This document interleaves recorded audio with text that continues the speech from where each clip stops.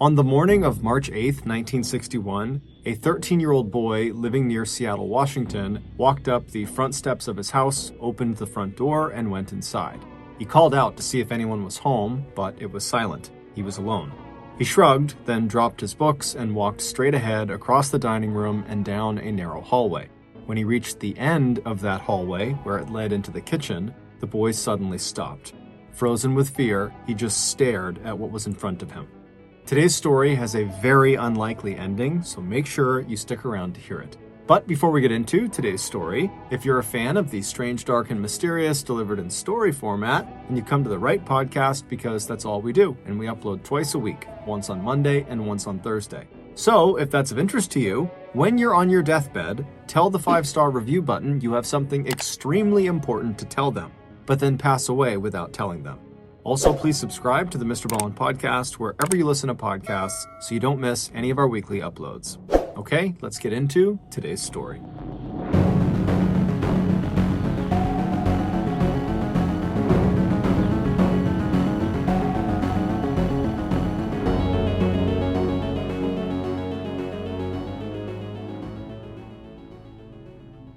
When Mary Kelley was still just a little girl, her two older sisters nicknamed her Mary Sunshine. This is because every morning, as soon as the girls would wake up, Mary would leap out of bed and run around her house, pushing aside all the curtains, so every room in the Burley, Idaho home filled with sunshine.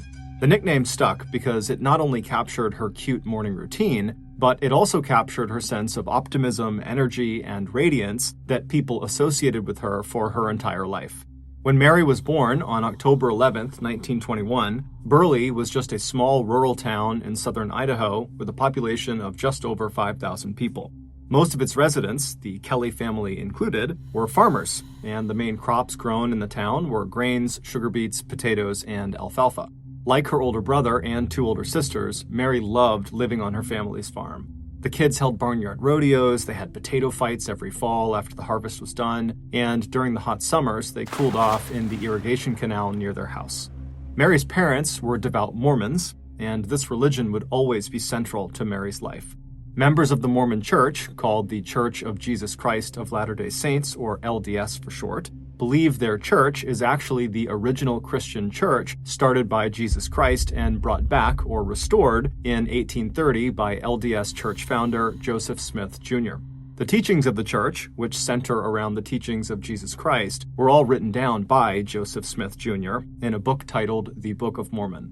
Despite Mormons being known for living very modest and reserved lives, for example, they don't drink alcohol, they avoid caffeine and tobacco, still, Mary's childhood home was a very fun, raucous place filled with music and stories. Mary was the daughter of a big, charismatic Irish father and a tiny English mother who sang duets together at church.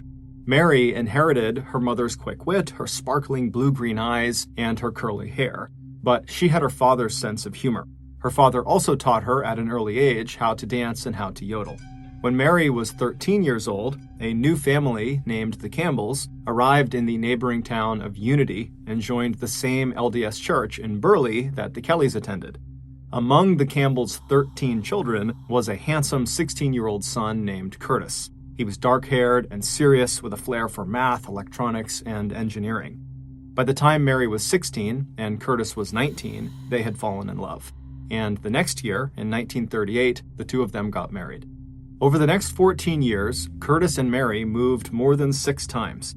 They bounced from Utah to Idaho and then back to Utah. Then they made their way to Los Angeles, California, and Nevada. And wherever they lived, Mary was that mom who was full of energy, fun, and who loved a practical joke. At each new town, every kid in the neighborhood quickly learned that if you gave Mary a garden hose, you were sure to get soaked. And if she was inside washing dishes, you still weren't safe because she'd just open the kitchen window and soak you with the sink hose attachment. And no matter where they found themselves, Mary always made sure her family attended an LDS church, and that the family was always involved in the church's education and activities. But for all her good nature and sense of fun, Mary was not a pushover. Once, when her car stalled out right in front of a green light, the vehicle behind her started honking their horn. Unable to get her car going, Mary casually hopped out of her car and walked back to the car behind her, and she knocked on the driver's window, and when the incredulous man rolled down his window to see what she wanted, she said to him in a very sweet voice, "Mister, if you'll go up there and start my car for me, I'll sit back here and honk your horn for you." The driver went from angry to smiling and laughing, and then got out of his car and he walked up to Mary's car and proceeded to fix her engine for her. During those first 14 years of marriage, Curtis would serve in World War II as an aviation technician for the Navy. Mary would give birth to 4 sons and 2 daughters. However, 2 of the boys died shortly after they were born.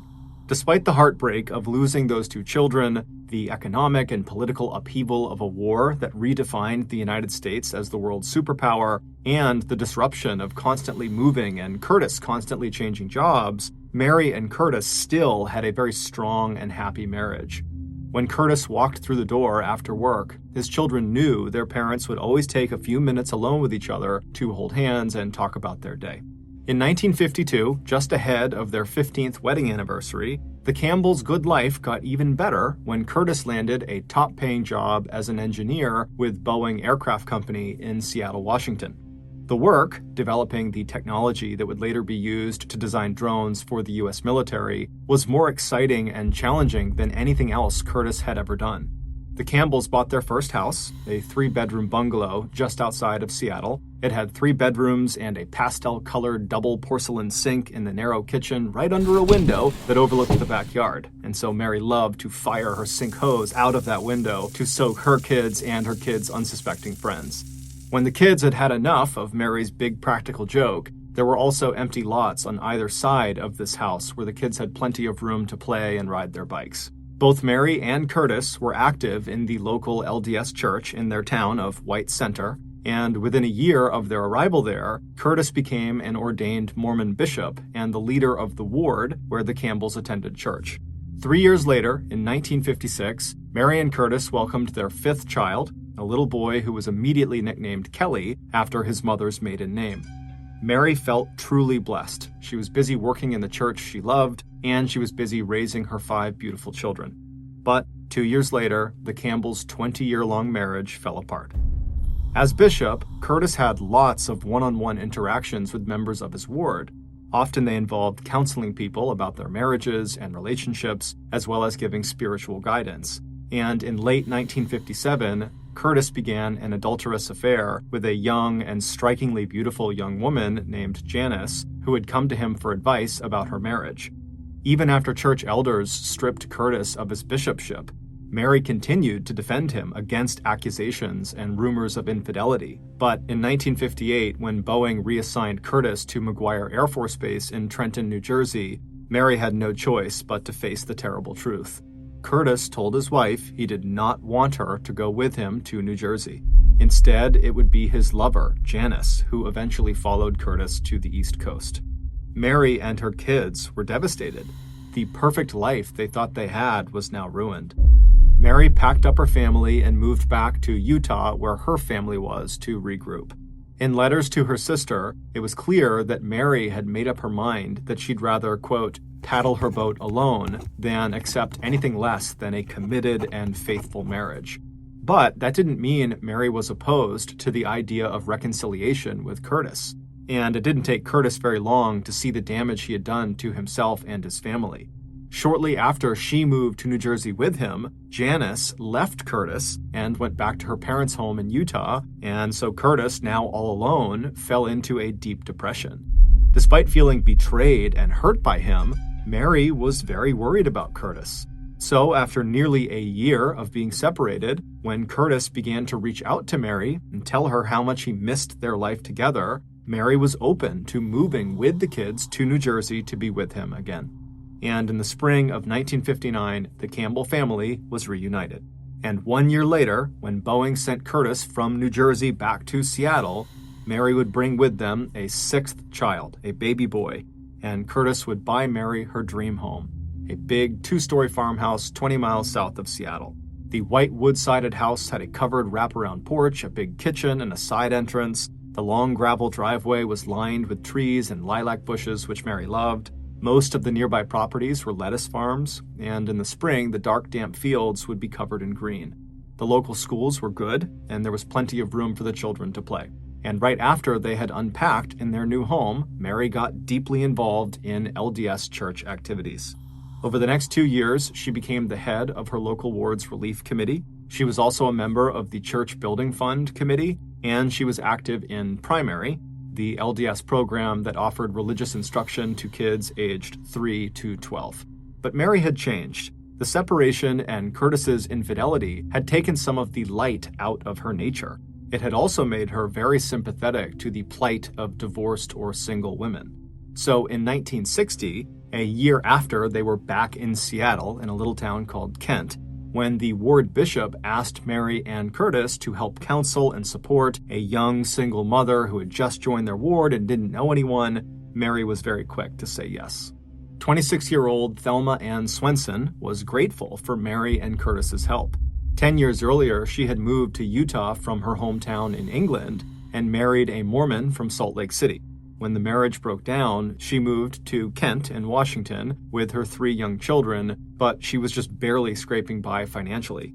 Mary immediately hired Thelma to take care of her 4-year-old son and new baby. Mary would often drop them off at Thelma's trailer home after Mary dropped her 3 older children off at school. This arrangement allowed Thelma to get a much-needed paycheck, and it gave Mary more time to spend on church activities when her older kids were at school. As Thelma and Mary became friends, Thelma opened up to Mary and Curtis about problems she was having with her estranged husband. And when Thelma showed up one evening at their house with a bruise on her face, she told them that the injury was the result of her estranged husband hitting her. The Campbells were horrified and urged Thelma to contact them anytime she ever needed anything or anytime she ever felt like she was in danger. From that point on, Mary always made sure to invite Thelma and her kids to every holiday dinner just so that they wouldn't be alone a couple times a year. On the morning of Wednesday, March 8th, 1961, so roughly 1 year after Mary and her family had moved back to Seattle to the town of Kent, Mary was up early as usual, cooking breakfast for her kids and making bologna sandwiches for their bagged lunches. It was a cool 51 degrees Fahrenheit outside and very cloudy. When Mary looked out the window, she was just happy to see that at least it wasn't raining. By 8:30 a.m., Mary had all the kids packed into the family's Plymouth station wagon. The first real baby car seats wouldn't be invented until the next year, so Mary just made sure the kids used their seatbelts, and she settled the baby, Russell, in the front passenger seat. Just before 9 a.m., she dropped her 3 older children, Scott and Janelle and Patty, off at school. She told her older daughter, 11-year-old Janelle, that Thelma would be picking up the girls after school and taking them to Primary, their after-school church instruction program, but that she, their mom, would come get Janelle and Patty after Primary and bring them home for dinner. Scott was 13 years old, which meant he didn't go to Primary anymore as the age cutoff was 12, and at the age of 13, his parents had allowed him to begin walking home after school on his own. After smiling and telling her son she would see him after school, Mary looked behind her and checked that her 4-year-old Kelly was still belted in the back seat, and then she turned to the front seat to make sure her 7-month-old baby, Russell, was still secured in that seat. Then Mary looked one more time at her older kids as they walked into the school building, and then she pulled away from the curb out of the parking lot and headed for her church, where she had 2 meetings that day. Shortly after walking into the LDS church, Mary turned and saw Thelma walk through the front door as well with her own young kids. Thelma shook off the hood of her coat and ran her fingers through her short dark curls that were damp with Seattle's constant mist. She'd once told Mary that she thought she'd left all the rain and clouds behind her when she moved away from England, a place notorious for its wet weather. When Thelma looked around and saw Mary, she smiled and walked over. The 2 women chatted for a few minutes, Thelma confirming that she was all set to take Mary's 4-year-old son Kelly home with her that afternoon for a playdate. By the time Mary's second church meeting ended at noon, Mary was very thankful for Thelma's help. By that point, Mary's baby, Russell, had started to get restless and fussy, and so Mary was eager to get back to her home and put him down for a nap, and then maybe she'd have a little time to herself. It was about 12:30 in the afternoon when Mary drove up the long gravel drive to her house, parked the car in the detached garage, and let herself into her house through the side door, which led directly into the kitchen. Talking quietly to baby Russell, she walked without stopping through the kitchen and down the hallway past the door to the combination powder room and bathroom and into the dining room. Once there, she put down her purse on the dining room table and settled Russell into a small crib they had in the dining room. She gave him a kiss, then covered him with a thick cotton blanket. Still dressed in her coat, Mary decided to stop at the powder room to freshen up before going back to the kitchen. And so she turned around and began walking back down the hallway that she had just come in on, and then about halfway down, she turned left to go into the powder room bathroom. But as soon as she turned, she stopped right in the doorway, and then she screamed, because a man she had never seen before in her life was standing right in front of her in the powder room bathroom. Paralyzed with shock, Mary just stood there as the man suddenly lunged out with his left hand and grabbed her and knocked her to the ground. Mary fell hard onto the hallway floor, but before she could even move, the man was on top of her with one of his knees pressing into her stomach and the other knee across her neck and jaw. Her scream was now muffled, and she saw the man raise his right arm above her head. She felt another wave of panic rush through her as she realized in his right hand was a length of metal pipe. But instead of striking her with the pipe, the man, while holding that pipe high over his head, told Mary to stop screaming. Instantly, Mary did as she was told. And then, lying there perfectly still under the crushing weight of her attacker, Mary felt a sudden calm wash over her. She nodded her head reassuringly, and the man slowly rose to his feet. Then the man reached down with his left hand to help Mary stand up. As she got to her feet, Mary noticed immediately that this man also had a gun in his front pocket. Then, as soon as Mary was on her feet, she did what she had done her whole life. She called on her faith and looked at the man in front of her not as a monster, but as a human being. She took a moment to compose herself, pulling the skirt of her dress down and pushing back the hair that had come out of its clips. She straightened her glasses, she took a deep breath, and then she looked up at the man who was now just standing there awkwardly with his arms and his metal pipe down by his sides. She had never seen this person before. He was young, in his early 20s, with shaggy hair that fell across his pale, soft face, and he was huge. Not only tall, but very big and heavy. Mary let out a deep breath and then said, "What do you want?" The man seemed eerily calm. He told her that he was there because he needed money. The only cash Mary had was in her wallet, which was in the dining room. She told the man as much as she headed past him down the hall in that direction. The man followed behind her and then stood without saying anything while she opened her purse, took out her wallet, and then laid the 3 $1 bills that were inside along with some change on the dining room table. She also pulled out her credit cards and driver's license, laying them on the table as well, and then she also just said to the man, anything of value in this house, it's yours. Even though this man had said he wanted money, the only item that he was interested in was her driver's license. He reached out and grabbed it, looking carefully at the typewritten name, then turning to her with his first question. "Are you Mary Campbell?" Mary nodded. "Yes, I am." And then, as this was happening, the thing Mary was most worried about happened. In the crib, just a few feet away from them, Russell started crying. Mary silently prayed that the man would not hurt her child, and he didn't. As he stood there, still staring at her license, he casually told her to go take care of her baby. Feeling an enormous sense of relief, Mary turned away from the man and stepped quickly to the crib. She reached down and picked the baby up and rocked him for a second, all the while glancing across the room at the man who had just put her license back on the table and was now emptying out the other contents of her purse onto the table. Mary changed Russell's diaper, and then she laid him carefully back down in his crib. Then, Mary told the stranger very gently that her baby was going to keep crying if she didn't feed him, and so she really needed to go into the kitchen and make Russell a bottle. While that might have been true, in reality, all Mary was thinking about in that moment was just getting this intruder away from her baby. So she asked the man if he would like to join her in the kitchen as she makes the bottle, and maybe she could fix him something to eat as well. The man agreed, and the two walked down the hallway to the kitchen. Mary first, the man after her. While Mary prepared the bottle of milk, the man stood quietly in the middle of the kitchen without saying a word.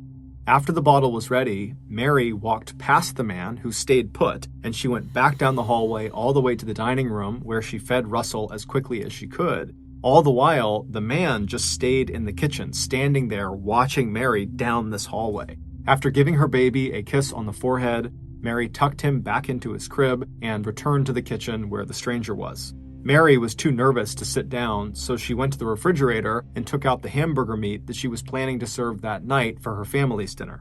She unwrapped it and asked the stranger if she could make a hamburger for him. When he said no in a very polite tone, Mary couldn't help but feel sort of relieved. After that initial attack, the man had not threatened her in any way, and now he was just standing there quietly in her kitchen and being very polite about it. Mary took a few more quick glances at him and noticed that despite him being this really big person, he looked more like a child than a man.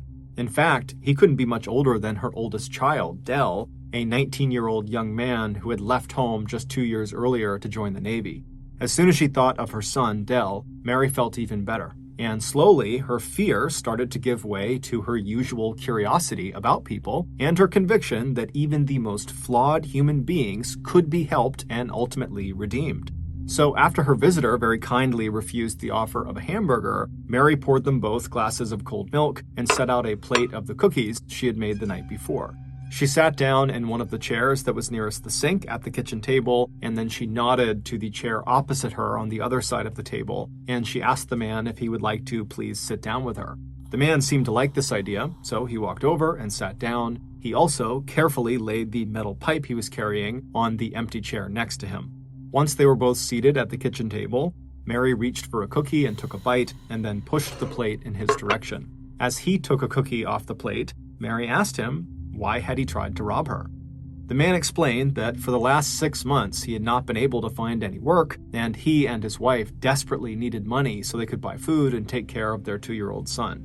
Mary listened, already turning ideas over in her head about how she might be able to help this young family like she and her husband had been helping Thelma.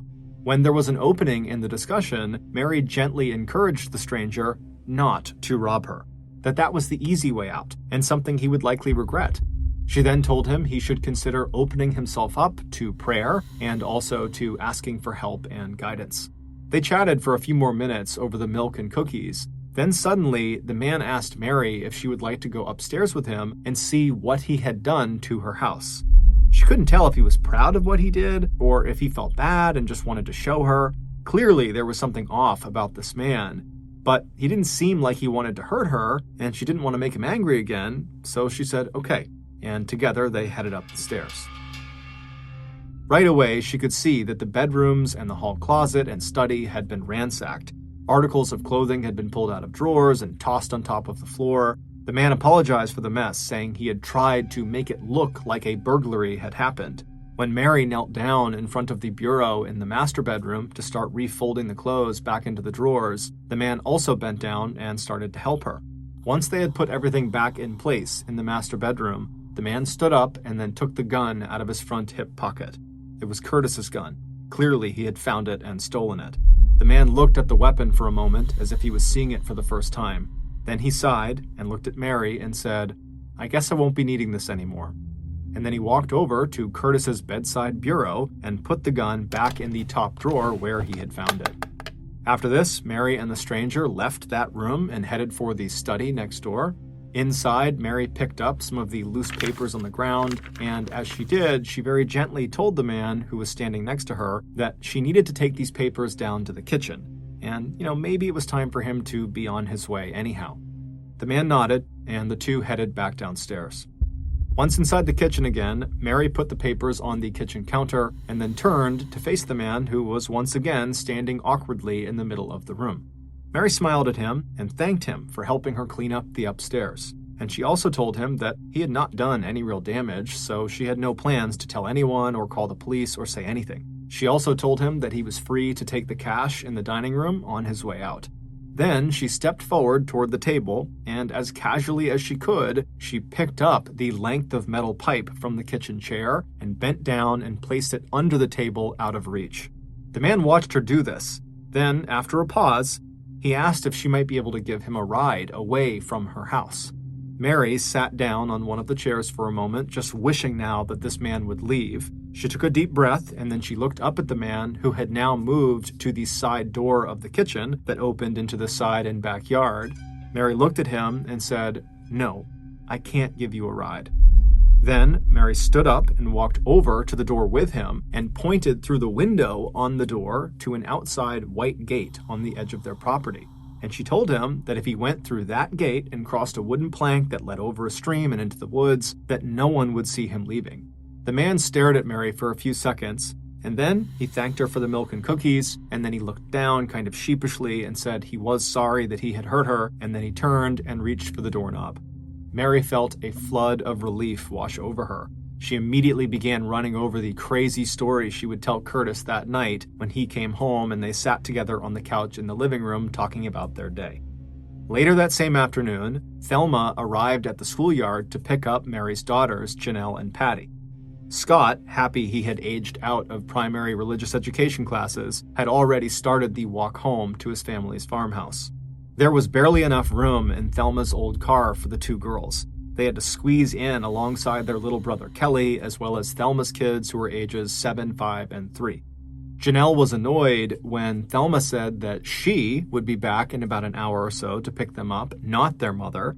Apparently their mom had called Thelma to arrange a last-second swap because their mom was tied up with something. Janelle didn't care about the last-second swap or getting a ride with Thelma. She just hated how crowded it was in Thelma's old car and didn't want to have to get back in. But Janelle just shrugged and hopped out of the car and began steering the younger children towards the door of the church.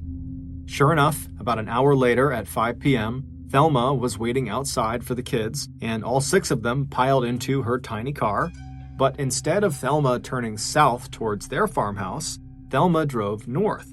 When Janelle asked where they were going, Thelma told the kids they were going to her house to meet up with their older brother Scott and Bishop Owen, who was the LDS bishop for their ward. Janelle shrugged again. She had no idea why her brother was at Thelma's, but she didn't care about that.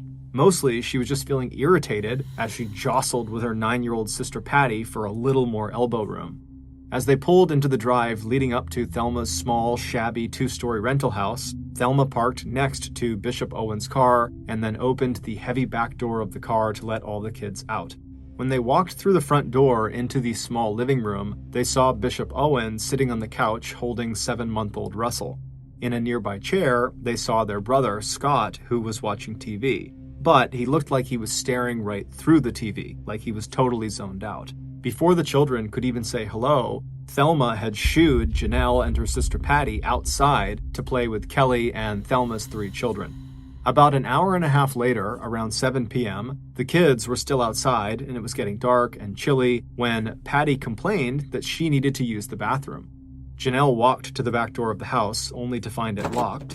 Cold, tired, and hungry, Janelle was certain this locked door was the work of her annoying 13-year-old brother Scott, and she immediately started rattling the doorknob and yelling for him to come and unlock the door and let them in, or she was going to tell their mother. But when she and the other kids heard the bolt pull back, it wasn't Scott standing in front of them, it was Bishop Owen. He stepped aside and all the kids streamed in. Patty headed for the bathroom, while Janelle went straight to the living room to glare at her brother. But when she finally planted herself directly in front of the TV he was watching, she saw right away that something was very, very off about him. Before she could ask him what was wrong, through the window she caught sight of something moving outside. When she turned to look, she saw her father's car pull up next to Thelma's car, and behind her father's car she saw 2 police cars, the single-dome lights on the roof of each one flashing bright red. Several hours earlier, Mary's son, Scott, left Meridian Junior High School just ahead of his sisters and began the walk home. The walk took about 30 minutes, and at 4 p.m., Scott turned off the main street and started walking down his family's long driveway. As he passed by the detached garage, he noticed his mother's station wagon was gone. Scott thought to himself, if his mom and baby brother were not home, maybe he could just go inside, drop his things off, and then head right back out again and go see his friend, Larry Smith, who lived in the house next door. When Scott walked into his own house through the front door, he reflexively called out for his mother, but there was no answer. However, when he passed through the living room into the dining room, he saw his mother's purse laying on the dining room table with her driver's license and credit cards spilled out next to it. Then he noticed his mother's coat hanging over the end of the baby's crib, and perhaps most surprising, he saw his 7-month-old brother, Russell, in the crib fast asleep. If Russell was here, then his mother surely had to be here too, which was strange since he hadn't seen her car. But regardless, he moved towards the bottom of the stairs and called out again for his mother, but still, there was no answer. The big house was totally quiet. Scott put down his things on the dining room table and headed down the hallway for the kitchen. On the way, he glanced into the powder room, but no one was inside. When he reached the end of the hallway and looked into the kitchen for the first time, he froze. What he saw inside of it was so terrible, he couldn't even begin to process it. There, on the floor, was his mother. Under her head was a red velvet cushion taken from the living room couch. Blood had gushed out of her mouth and formed a huge puddle under her head. There were dark bruises like a collar around her throat. Her blood-soaked, dark red hair looked black. Her eyes were wide open and staring, and her glasses were on the floor next to her. Scott started backing away. He knew without being told that his mother was dead. Then he turned, stumbled, and ran down the hallway, back through the dining room, past his brother, and out the front door. Once outside, he ran along the pathway behind his house to his friend Larry's house. Bursting through their back door, Scott found Larry's mother and frantically explained what he had just seen in the kitchen. As Mrs. Smith picked up the phone to call police, Scott suddenly remembered that he had left his brother, Russell, in the house. Ignoring Mrs. Smith's questions, Scott ran back to his own farmhouse and into the dining room where he saw his brother still laying in his crib fast asleep. He carefully lifted Russell out of his little bed and then sat down on the living room couch, holding the baby until police and the local doctor arrived. When police did arrive, they led Scott, who was still holding his brother, back to the Smith's house next door, where Scott called his father at Boeing.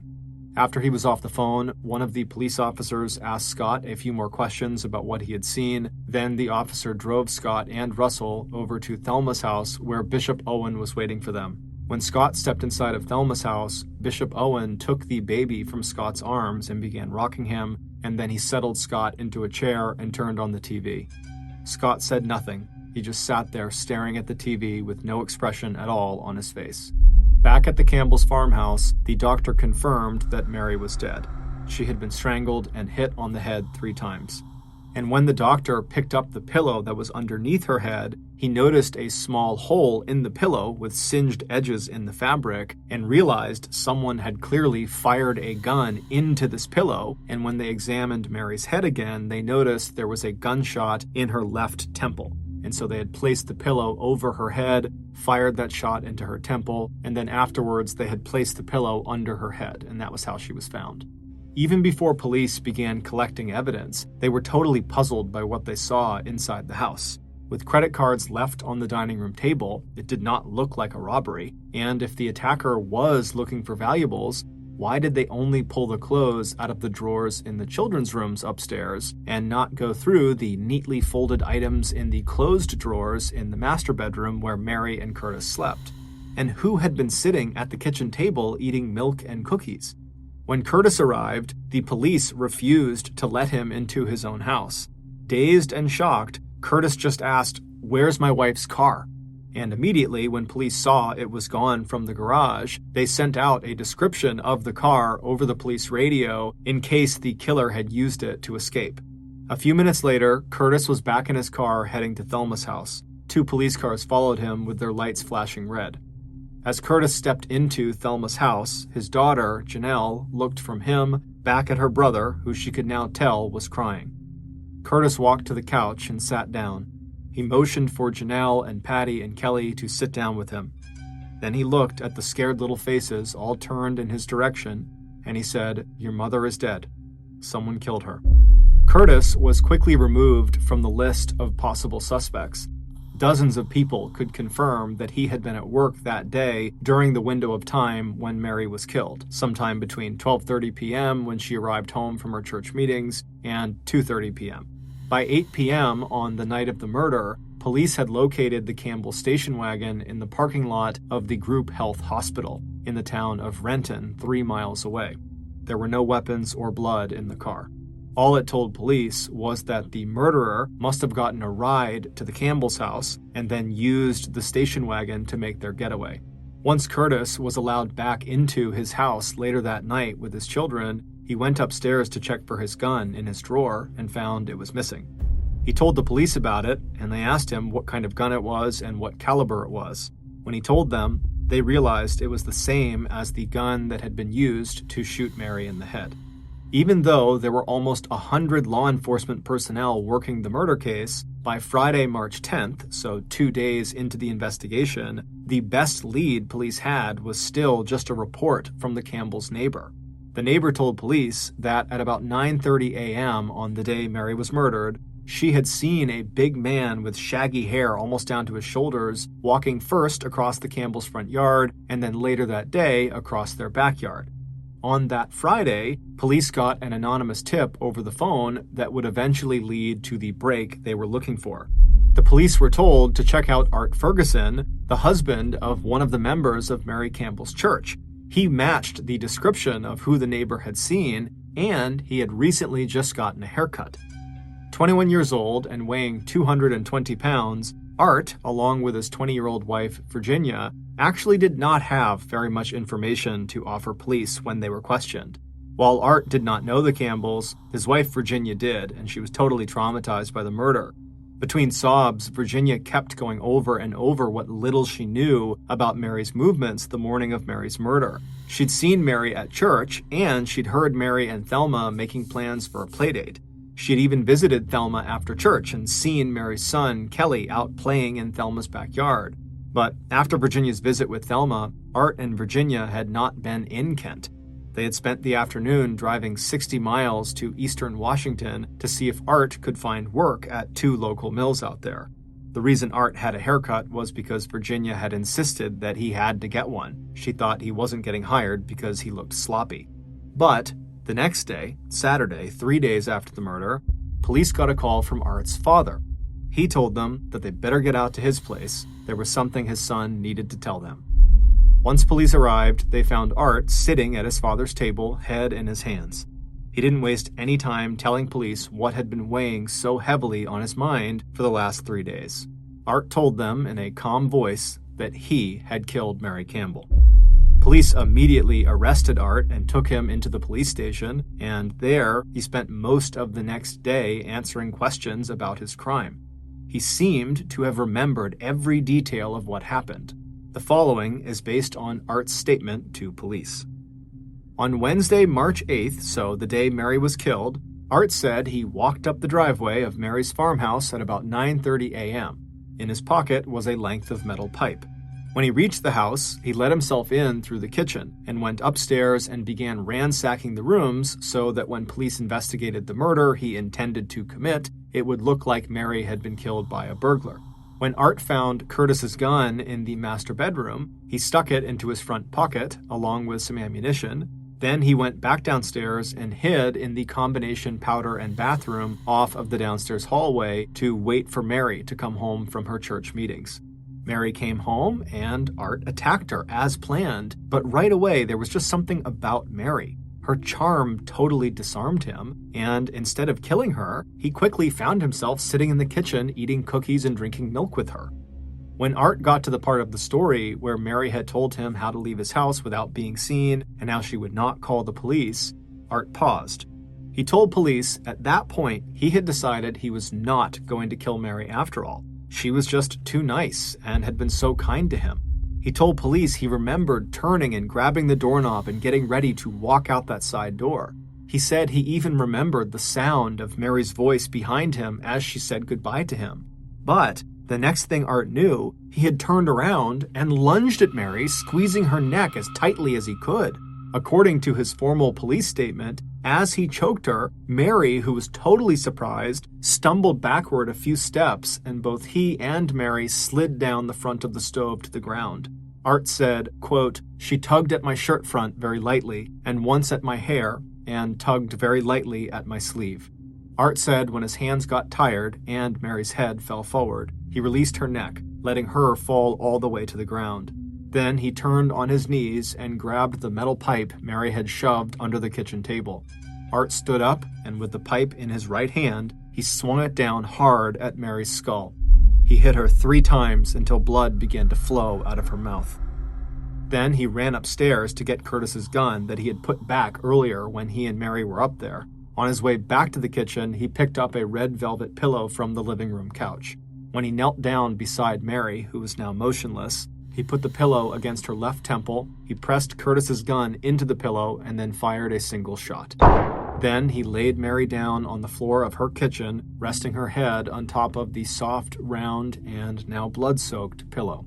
Before leaving the house, Art dumped out the rest of the contents of Mary's purse on the dining room table, pocketing the $3 in change, and then he took her car keys.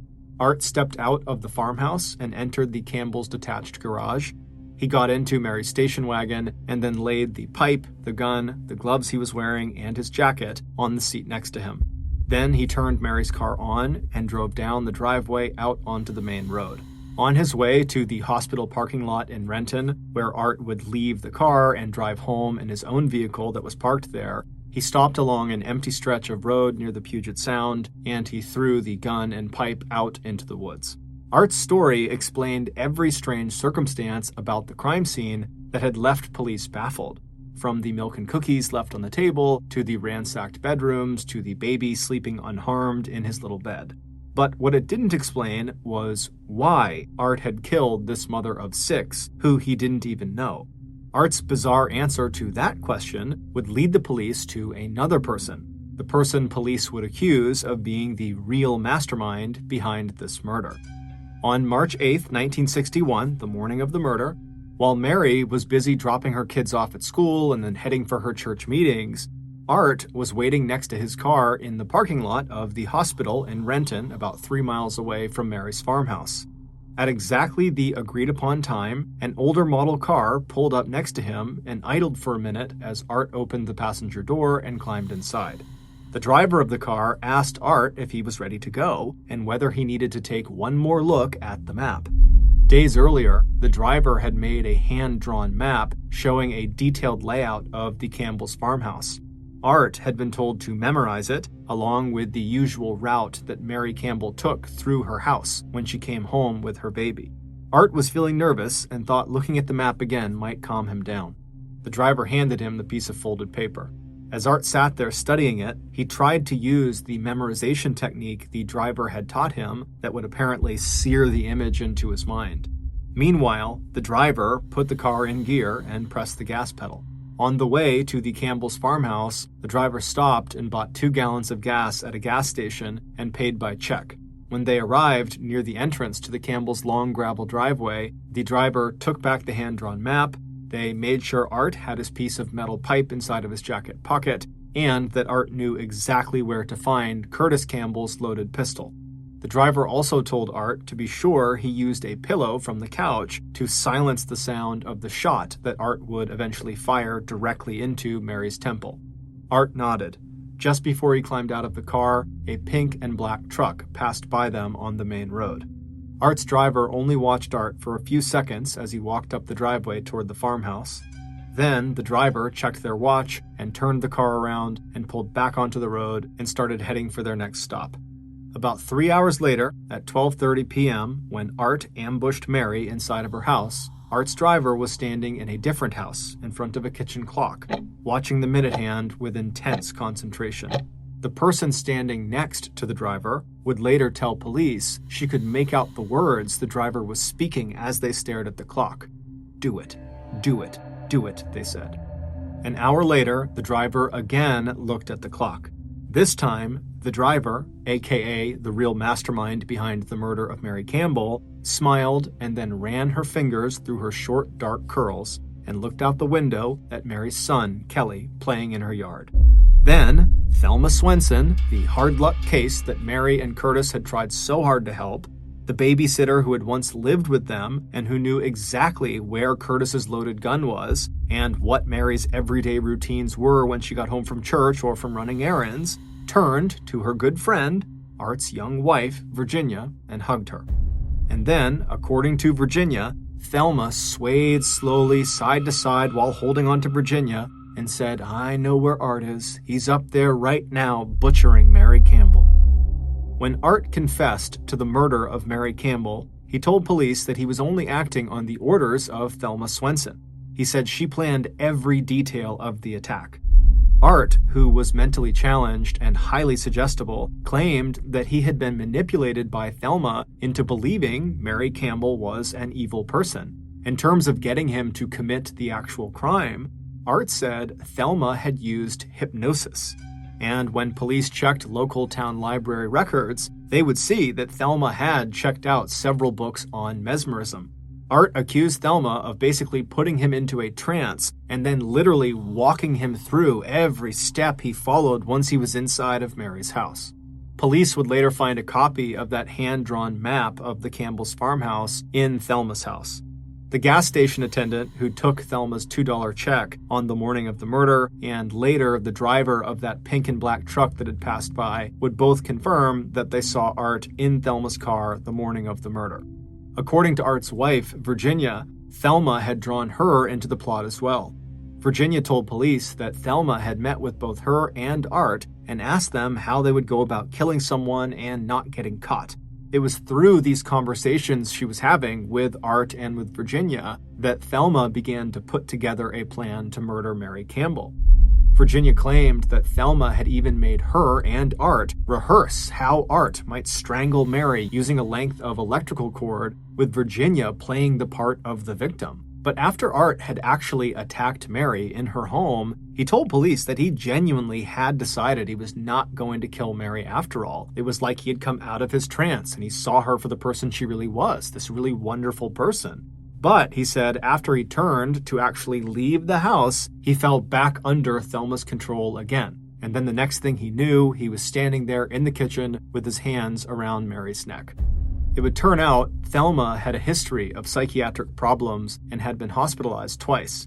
Once following a diagnosis of schizophrenia, a mental illness that can cause episodes of psychosis, delusions, and paranoia. Her estranged husband, who had never physically abused Thelma, would also testify that she was a pathological liar. According to Art and Virginia, far from being grateful to Mary for her help and support, Thelma had developed a deep hatred of Mary. She blamed Mary for the breakup of Thelma's own marriage, which didn't really make any sense, but she did, and even claimed that her estranged husband was the father of Mary's 7-month-old baby, even though the baby had been born in New Jersey before the Campbells had even met Thelma. Police also investigated the possibility that Thelma was becoming obsessed with Curtis and saw Mary as an obstacle to Thelma pursuing that relationship. For his part, Curtis had already begun to suspect that Thelma was mentally unstable and that she was using makeup to fake the bruises that she claimed were the result of her estranged husband's physical abuse. For these reasons, in the weeks leading up to Mary's murder, Curtis had told Mary that they really should break off their friendship and involvement with Thelma. However, Mary wouldn't hear of it. She believed Thelma needed them and Mary did not want to abandon her. On September 23, 1961, just 6 months after Mary's murder, both Art Ferguson and Thelma Swenson were found guilty of first-degree murder and sentenced to life in prison. But that was not the end of this murder case. 2 years later, on June 6, 1963, the Washington Supreme Court overturned the conviction against Thelma and ordered a new trial for her. 5 months later, a new jury would acquit Thelma of all charges. While the court denied Thelma's request for custody of her 3 children, Thelma would go on to marry again and have a second set of 3 children before divorcing her second husband and taking those 3 children with her. In her memoir about her mother's death, titled The Multiple Murders of Mary Kelley Campbell, Janelle Campbell writes that as of 2021, Thelma Swenson was still alive. Out of deference to Thelma's family, the author does not include any details about Thelma Swenson's current life or location. Thank you for listening to the Mr. Ballen Podcast. If you got something out of this episode and you haven't done this already, when you're on your deathbed, tell the 5-star review button you have something extremely important to tell them, but then pass away without telling them. Also, please subscribe to the Mr. Ballen Podcast on Spotify, Apple Podcasts, Amazon, Google, and anywhere else you get your podcasts. This podcast airs every Monday and Thursday morning, but in the meantime, you can always watch one of the hundreds of stories I have posted on my YouTube channel, which is just called Mr. Ballen.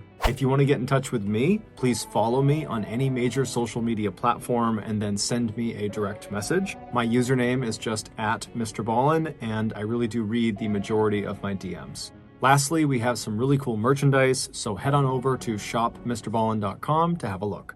So that's going to do it. I really appreciate your support. Until next time, see ya.